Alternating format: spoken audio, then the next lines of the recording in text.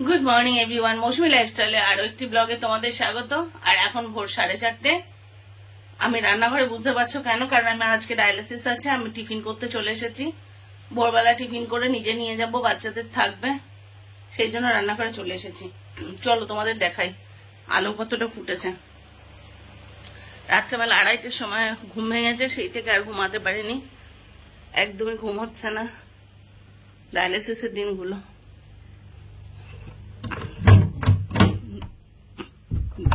সারা এতে টেনশন থাকে। এখন আলো ফুটে পারেনি, আর আমি জেগে আছি রাত 2:30 থেকে। সারা ডায়ালিসিসে টেনশন থাকে, ঘুম হয় না। এখনো স্ট্রিট ল্যাম্প গুলো জ্বলছে। এই মনে হয় ভোর হয়ে গেল, এই মনে হয় ভোর হয়ে গেল, যদি ঘুম না ভাঙে। এই টেনশনে ঘুম হয় না। সেই রাত 2:30 থেকে আমি পুরো জেগে। তো তোমরা দেখো আমার চোখ টোক ফুলে আছে, রাত্রে ঘুম হয়নি বলে। চলো ঘরে যাই, রান্নাঘরে দিয়ে ফ্রাই প্যানটা চাপানো আছে।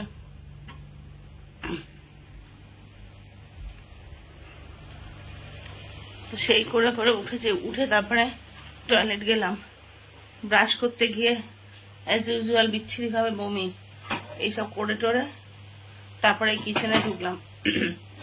5টায় বেরোবো। চলো ঝপাঝপাকে টিফিনটা করে নি, তারপরে আবার আসছি। তো চলো তোমাদের দেখাই, আমার ব্রেকফাস্ট হয়ে গেছে।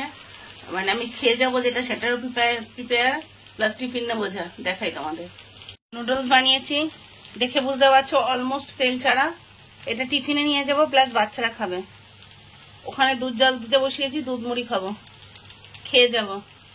ডায়ালিসিসে সকালে একটু খেয়ে না গেলে খুব কষ্ট হয়, ডায়ালিসিস নেওয়া যায় না, সেই জন্য ওটা খাওয়ার জন্য। আর কে কে যেন বলছিলে যে ডাবল টোন দুধ খাওয়া উচিত। দাঁড়াও আমি দুধটা ক্লোজে দেখাই, দুধটা কতটা পাতলা তোমরা দেখলে বুঝতে পারবে। তোমাদের কি কোনো ভাবে মনে হচ্ছে এটা ফ্যাট যুক্ত দুধ? ওই দুধটাকেই আমি ফ্যাট 2বার তুলে প্রচন্ড জল মিশিয়ে আমার জন্য তৈরি হয় এই পাতলা দুধ। নেই হয়তো ফ্যাট যুক্ত দুধ, নিয়ে তারপরে এটাকে এরকম পাতলা করে বানিয়ে ফেলি, নিজের জন্য ব্যবস্থা করে নি। মনে হচ্ছে ওটা হচ্ছে ফ্যাট যুক্ত দুধ। 2বার করে ডাবল টোন মানে কি 2বার করে ফ্যাট তোলা হয়। হ্যাঁ, সেটা আমরা কিনি, আমরা যেগুলো সাধারণত অন্যান্য প্যাকেটগুলো কিনি সেগুলো কিন্তু খুব একটা ভালো হয় না। কিন্তু এই প্যাকেটটা দেখলাম একমাত্র, যেটা যদিও ওরা দাবি করছে প্রিজারভেটিভ ফ্রি, কিন্তু আমি নিজেও জাল দিয়ে বুঝলাম যে দুধটা অন্যান্য দুধের থেকে অনেক ভালো। তো 2বার যদি ফ্যাট তুলে নি, প্রথমে খুব ভালো করে গাঢ় করে জাল দিই, একটা মোটা লেয়ারের সর ওঠে, সেটা তুলে নিই, নিয়ে আবার ওটাকে ফ্রিজে রেখে দিই, তখন একটা তেলের মতো সর ওঠে। এই 2বার দুটো সর তোলার পরে তারপরে সেটাকে এবার সরটা তোলার জন্য, যেহেতু ঘি বানাবো, ঘিটা 2 বাটি হয়ে গেছে, খুব তাড়াতাড়ি বানাবো, আজকালের মধ্যেই বানাবো। তো তোলার পরে তখন আমি প্রথম দিকে কিন্তু করি না, তোমার কি বলে, জল দিয়ে জাল দেই না, রটা জাল দিই। তারপরে এবার অনেকটা জল দিয়ে পাতলা করে জাল দিই, ব্যাস হয়ে গেল আমার ফ্যাট ফ্রি ডাবল টোন দুধ। এইভাবে, মানে আমারটা, বাচ্চাদেরটা নয় কিন্তু। বাচ্চাদের তাও মিঠি অনেক মানে খায়, কিন্তু আমার মতো এতটা পাতলা খায় না, মিঠিটাও অল্প জল দিই। তো এইভাবেই হচ্ছে পাতলা করে দুধটা করে নিই। সেই জন্য তোমাদের আজকে দেখালাম যখন জাল দিতে বসিয়েছি, দেখো দুধটা কতটা পাতলা। তো চলো, আর কথা বলার সময় নেই, ঝটপট খেয়ে নিতে হবে, প্লাস টিফিনটা গুছিয়ে নিতে হবে। রেডি হয়নি, তারপরে ফিরে আসছি। তো খাওয়া দাওয়া হয়ে গেছে, আমি রেডি। ওষুধ নিয়ে খেয়ে নিয়েছি, খাবার খেয়ে নিয়েছি, এখনো দেখো আলো ফোটেনি ভালো করে। ওদিকে র্যাপিডো এসে গেছে, চলো যাই। তোমরা তো জানো আমি র্যাপিডো করে যাই। দাদা উঠেছে, আমাকে র্যাপিডোতে তুলে দিয়ে তাই ঘরে দেখো এখন কতটা অন্ধকার, বুঝতে পারছো। চলো যাই। না কি কপাল বলো, রাত্রে ঘুমাতে পারি না, ভোরবেলা উঠে বেরোনো এই ডায়ালিসিসের জন্য। ভালো লাগে না। আর ট্রান্সপ্লান্টটা হয়ে গেলে এই ঝামেলাটা হতো না। দেখো সকালে আলো ফুটছে সবে, মন্দিরও খোলেনি যে একটু প্রণাম করবো, এমনিই করি। চলো এসে গেছে, উঠে পড়ি।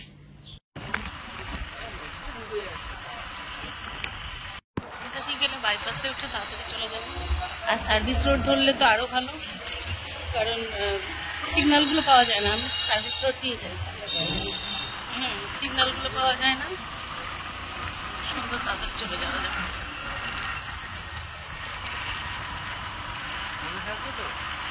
হ্যাঁ, মরিঙ্গো অর্গানিক।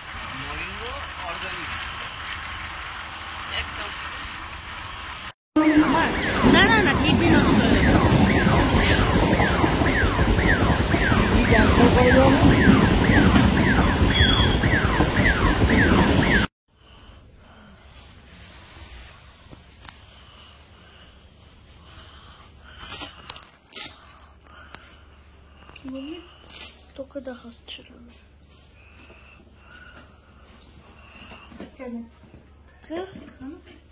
মাকে দেখাচ্ছি, মায়ের হাতে পড়াচ্ছিস।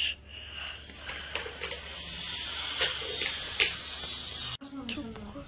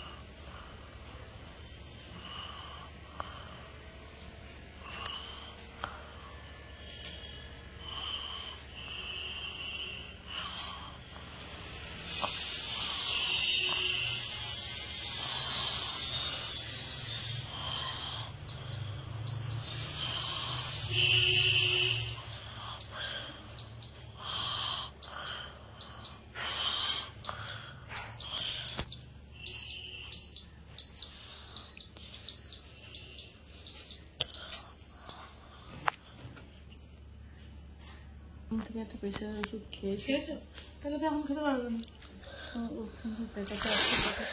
ভাই 102 আগের দিনের মতো ওঠেনি, বাট অনেকটাই উঠেছে। ডায়ালিসিস শেষ হয়েছে, একটা প্রেশারের ওষুধ খেয়ে নিয়েছে। এই জিনিসটা ফ্যান চালা তো আজকে তো সকাল থেকে মা ওই ডায়ালিসিসে যাওয়ার আগে একটু ভিডিও করেছিল, তারপর আর করতে পারেনি, কারণ ডায়ালিসিস নিতে গিয়েও প্রবলেম হয়েছে। প্রবলেম বলতে মাথা যন্ত্রণা, প্রেশার হাই, ওখানে বসে ওষুধ খেতে হয়েছে প্রেশারের। বাড়ি এসে তো শরীর তো খুবই খারাপ, বমি করেছে, 2-3 বার বমি হয়ে গেছে, সন্ধ্যে থেকে সন্ধ্যে অবধি 3 বার বমি হয়ে গেছে। সেই কারণে আজকে ক্যামেরার সামনে আসা হয়নি। তো আমি ভাবলাম একটা ভিডিও করে নিই, এখন দেখাই কিভাবে মা এই যে মেডিটেশন করছে। না আমি এখন যাই, মিঠির জন্য একটু খাবার নিয়ে আসি। ওই যে বসে মেডিটেশন করছে। শরীরটা আজকে খুব খারাপ, আসার থেকে শরীরটা খারাপ। দেখো ভাই বলছিল না আমার জন্য খাবার আনবে, এগুলো এনেছে। আর মায়ের জন্য চাপাতি এনেছে। এখানে একটা কি একটা বলছিল আমি জানি না। আর ওইখানে হট ডগ এনেছে, আর একটা চিকেনের কি একটা এনেছে। আমি আর দিব্যাই খেয়ে নেবো, আর বাপিরটা রেখে দেবো আমরা। দেখো দিনের শেষে এখন প্রায় ভালো লাগছে একটু। তোমরা তো দেখেছো দুপুরে কি সাংঘাতিক প্রেশার ছিল, উঠতেও পারছিলাম না। এখন অলমোস্ট 9:30 বাজে, এখনো ভাত টাত কিচ্ছু রান্না করিনি, এতটা শরীর খারাপ লাগছিল। কিন্তু এখন একটু ভালো লাগছে, জানো কি করে? যে জিনিসটা কখনো মা একটু এই ফ্যানটা কর না মা, আওয়াজ আসছে তো। এই জিনিসটা আমি না মানে মাথায় আসেনি, আজকে হঠাৎ কি করে মাথায় এলো জানি না। আমি মাথায় হাত দিয়ে দেখছি ওইখান থেকে আগুন বেরোচ্ছে। মামকে বললাম কি মাম একটা গামছা, ওই একটা পাতলা গামছা ভিজিয়ে আমাকে দে। আমি ওই গামছা না মাথায় দিয়ে ঘাড়ে দিয়ে, আর গামছাটা ভেজা গামছা মাথায় দিচ্ছি, মাম 3-3 বার ভিজিয়ে দিয়েছে। মানে 5 মিনিটও লাগছে না, গামছাটা শুকিয়ে যাচ্ছে, এতটা শরীর হিট হয়ে গেছে। এরকম করে 3-3 বার দেওয়ার পরে আমি দেখছি আস্তে আস্তে মানে অলমোস্ট 50% কষ্ট আমার চলে গেছে। দুপুরে প্যারাসিটামল খেয়েছি মাথা ব্যথায়, প্রেশারের জন্য প্রেশারের ওষুধ 2 বার খেয়েছি। একবার ওই ডায়ালিসিস রুম থেকে বেরোনোর আগে ওখানেই খেয়ে নিয়েছি, এত প্রেশার বাড়ছিল দেখে। আবার সন্ধ্যাবেলা খেলাম। তারপরে মাম তো প্রচুর পরিমাণে দিয়ে মেসেজ করে দিচ্ছে, যে কি যেন ভিক্স দিয়ে মেসেজ করে দিচ্ছে। কিছুতে কিছু কাজ হয়নি। বসে মেডিটেশন করলাম, কোনোটাই কাজ হয়নি। যতটা কাজ হলো ওই একমাত্র ওই ভিজা গামছায়, মানে দুর্দান্ত কাজ হয়েছে, আমি না নিজেও ভাবতে পারিনি। তারপরে ওর বাবা বাড়ি এলো, তখন আমি বললাম যে আবার একটু হিমোগ্লোবিনটা টেস্ট করি, কারণ মনে হচ্ছে হিমোগ্লোবিনটা খুব বেড়ে গেছে। তো ও আবার ল্যাবে ফোন করলো যে কাল সকালে ব্লাডের যেন লোক আসে। তো সেই দেখো এখন 9:30 বাজে, আমি এখনো ভাত বসাইনি। এত মাথা ব্যথা করছিল, এত আমি উঠতে পারছিলাম না। এখন তো উঠে বসেছি, এত কষ্ট ছিল যে আমি উঠে বসবো ক্ষমতা ছিল না। একটু সময়ের জন্য মেডিটেশনে উঠেছিলাম, আবার শুয়ে পড়েছি। এখন করছে এই কপালটুকু এই দিয়ে, কিন্তু মাথার ঘাড়ের যে ব্যথাটা না, সেটা ম্যাক্সিমামটা কমে গেছে। আমার মাথার মাঝখানটা না এত কষ্ট হচ্ছিল আমি বোঝাতে পারবো না। তো যাই হোক, এখন যখন উঠে বসেছি, যাই 2টো আলু সেদ্ধ ভাত হলেও তো বসাতে হবে, বাচ্চাদের জন্য ডিম আলু সেদ্ধ দিয়ে ভাত করব। আর ওরা এখানে বাবা মেয়ে মিলে ফ্রিজ ঠিক করছে। দেখো ফ্রিজটা একটু সরিয়েছি, টেবিলের এখানে জায়গাটা কম হচ্ছে দেখে। এবার ফ্রিজটা সরালে তো ঠিক করতে হবে, আবার সেটিং করছে ওরা দুজনে মিলে। আমার তো কোনো কিছুতেই কোনো ক্ষমতা নেই যে কিছু করব। দেখো রাস্তাটা জুড়ে ওয়াশিং মেশিন, আমাকে একটু ঢোকার জায়গা করে। তো ভাত বসালাম, এসে আলু সেদ্ধ দিয়ে ভাত বসিয়েছি। ওরা যদি ডিম সেদ্ধ খায় ডিম সেদ্ধ, আর যদি না খায় তাহলে ডিমের অমলেট। এই হচ্ছে রাত্রের খাবার, কারণ আমার কিছু করার ক্ষমতা নেই। এই করেছি। ভেবেছিলাম রাত্রে একটু রান্না করব, তবু উঠে যে ভাতটা বসাতে পেরেছি, ভেবেছিলাম মামকেই বসাতে হবে, কিন্তু না, আমি অন্তত উঠতে পেরেছি। আর এদিকে মিঠি সারাদিন আঁকে, মিঠি বসে বসে এই দেখো আঁকছে। তো যাই হোক, তবু অন্তত ভাতটা বসাতে পেরেছি। চলো ওরা সেদ্ধ ভাত হলেও খাক, কালকে আশা করি পুরো ঠিক হয়ে যাব। সবচেয়ে কষ্ট হচ্ছিল মাথার এই জায়গাটা, এই ব্যথাটা যখন কমেছে, এই কপাল আর চোখটাও আস্তে আস্তে কমে যাবে। তো চলো এবার একটু বসি, ভাতটা হয়ে গেলে ওদের খেতে টেতে দেবো, তারপরে তাড়াতাড়ি ঘুমাবো। হ্যাঁ আসলে কি ব্যাপারটা বলো তো, আমার যেটা মনে হলো যে আমার ওই ঠিক করে পাম্প ক্যাথের জন্য ভালো করে স্নানটা করতে পারি না, ওই জন্য শরীরটা গরম হয়ে যাচ্ছে। তো দেখা যাক, মঙ্গলবারে স্যারের আবার অ্যাপয়েন্টমেন্ট নেওয়া হয়েছে, মঙ্গলবারে আবার ডাক্তার দেখাবো। তো এমার্জেন্সি হলে সঙ্গে সঙ্গে দেখিয়ে দেয়, কিন্তু সাধারণ হলে একটু অ্যাপয়েন্টমেন্ট নিতে হয়। তো মঙ্গলবারে অ্যাপয়েন্টমেন্ট নেওয়া হয়েছে, মঙ্গলবারে ডায়ালিসিস করে স্যারকে দেখিয়ে ফিরবো। কালকে আবার যাবো ভ্যাকসিন নিতে। তো এই মানে হসপিটাল ছাড়া কোনো কথা নেই, হয় স্যারের অ্যাপয়েন্টমেন্ট, নয় ব্লাড টেস্ট, নয় কি বলে ভ্যাকসিন, নয় ডায়ালিসিস। আমার সুন্দর ঘোরার জায়গা আছে, মানে সপ্তাহে 3 বার 4 বার করে দারুণ ঘোরার জায়গা আমার। তো তবুও একটু সুন্দর মানে উঠে বসে কথা বলতে পারছি। আমি ভেবেছিলাম আজকে আমি কোনো ব্লগ করতে পারবো না, কোনো কথা বলতে পারবো না, এত ক্ষমতা আমার নেই। কিন্তু আমি না আশ্চর্য হয়ে যাচ্ছি, সামান্য জলের মানে কি বলবো, গামছা ভেজানো জলের দিয়ে যে আমার এতটা শরীরটা ঠিক হবে। এই কদিন আজকে নিয়ে এই 5টা দিন, তাই না মাম? 5টা ডায়ালিসিস, 5টা না 6টা ডায়ালিসিস, এতগুলো দিন আমার এত কষ্ট হচ্ছে, কিন্তু মাথায় আসতে পারেনি যে এরকম। আজকে হঠাৎ না মাথার তালুতে হাত দিয়ে দিচ্ছি, কি এখান দিয়ে যেন আগুন বেরোচ্ছে। তখন বললাম মাম একটুখানি কিছু ভিজিয়ে দে তো, একটু রুমাল বা গামছা কিছু। ওটা দিয়ে সাংঘাতিক কাজ হচ্ছে, সাংঘাতিক। তো চলো এবার একটু বসি, তারপরে ওদেরকে ভাত দেবো। আমি ভাত খাবো না, আমি খাবো কিছু হালকা ফুলকা কিছু খাবো, খই মুড়ি যা হোক কিছু খাবো, কারণ আমার বমি পাচ্ছে। এমন হচ্ছিল সন্ধ্যাবেলা, এতবার বমি করেছি মনে হচ্ছিল স্ট্রোক হয়ে যাবে বা স্ট্রোক হয়ে যাচ্ছে, এরকম যে ভর্তি হতে হবে। মানে জাস্ট আধ ঘন্টা আমি টানা জলে রেখে দিলাম, তারপরে দেখছি অনেকটা ভালো আছে। এবার নেক্সট ডে থেকে মাম বলেছে তুমি ডায়ালিসিস করে এলে প্রথমে তোমাকে শ্যাম্পু করি, কারণ শ্যাম্পু করলে তো আমি একা করতে পারি না, ওরা করে দেয়। পুরো মাথাটা ভিজিয়ে তোমায় শ্যাম্পু করে চান করিয়ে দেবো, তোমার শরীরটা ঠান্ডা থাকবে মাথাটা ভিজিয়ে চান করলে। তো দেখি নেক্সট ডেতে সেটাই ট্রাই নেবো, যে সেইভাবে হলে শরীরটা ভালো থাকে কিনা। আর আমি কি করলাম, ছোলা চিড়েমাখা আনতে গিয়ে ছোলা নিয়ে চলে এসেছি। চিড়েমাখা আনতে গেছিলাম মায়ের জন্য, বলেছিলাম সেদ্ধ ছোলা বাদ দিয়ে করতে, কারণ মা তো খেতে পারে না ছোলা টোলাগুলো। মানে বলেছি যতটুকু বলেছি চিড়েমাখা দিতে, কি করেছে ততটুকু মেপে সেদ্ধ ছোলাই দিয়ে দিয়েছে। সেদ্ধ ছোলা দিয়ে বারণ করেছি, ওটাই দিয়ে দিয়েছে।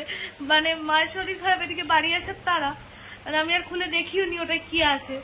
এসে দেখি ছোলা তো আমার খুলে গেছে। খুলে ও ভেবেছিল ওই যে দোকানগুলো হয় না রাস্তার পাশে, যারা বালির মধ্যে চিড়ে ভাজে, আমি যে উঠে কিছু করবো সে ক্ষমতা নেই। এবার ওই চিড়ে ভাজাগুলো তো কোনো ক্ষতি না, প্লেন বালির মধ্যে ভাজা না, আছে তেল আর চিড়ে ভাজা তো খাওয়াই যায়। এবং প্যাকেট চিড়ে ভাজাটা ক্ষতি, কারণ ওইটাই না ওই কি জানো বেকিং সোডা বা এই টাইপের কিছু একটা দেয়, যেটা ওই চিড়েটাকে মোটা করে দেয়। প্যাকেট চিড়ে ভাজা আমি খাই না, ঘরে রয়েছে, ওরা খায়, ওর বাবা খায়, ওর বাবা বিশেষত ওটা খায়, কিন্তু আমি সেটা খাই না। তো মা আমার জন্য ওই চিড়ে আনতে গেছিল, যে ওই বালি ভাজা চিড়ে।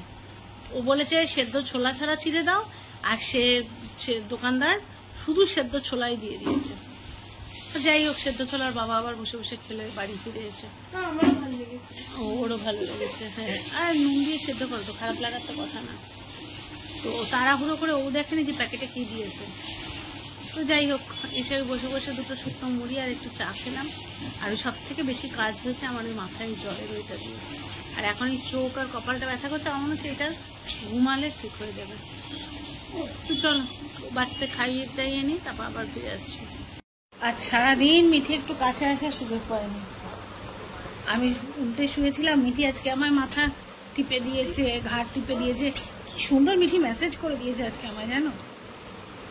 সারাদিন সুযোগ পাইনি। যে দেখেছে মা একটু উঠে বসেছে, মা ভাত রান্না করতে গেছে, টুক করে কাছে চলে এসছে না মা।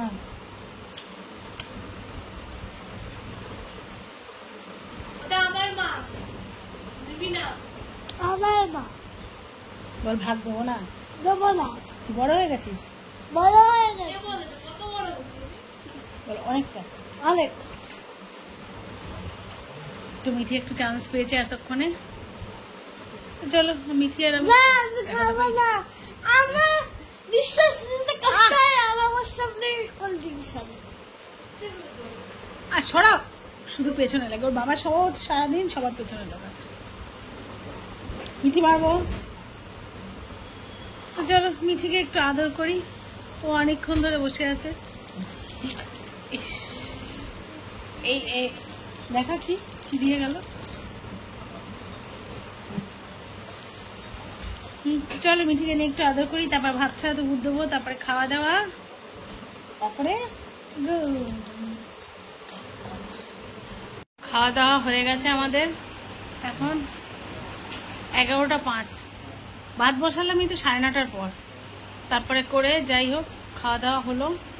এবার তোমাদের দাদা জল ভরছে ফ্রিজের জল সব শেষ।